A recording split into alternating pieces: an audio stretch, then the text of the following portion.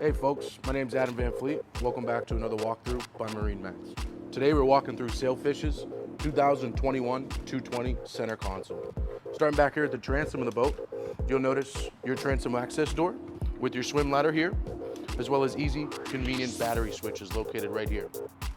You'll have speakers, both port and starboard, all right, as well as cup holders, rod holders, and a 25-gallon live well right here at the back of the boat.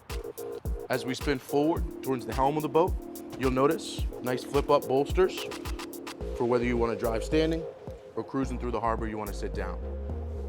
All your rocker switches, electronics, and mercury controls will be mounted right here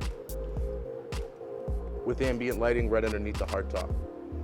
Two more speakers in your VHF radio are also located towards the bow of the boat. On the port side here too, we also are going to have your bathroom with a full stand-up head underneath and more storage for things like your bow table, life jackets, and fenders.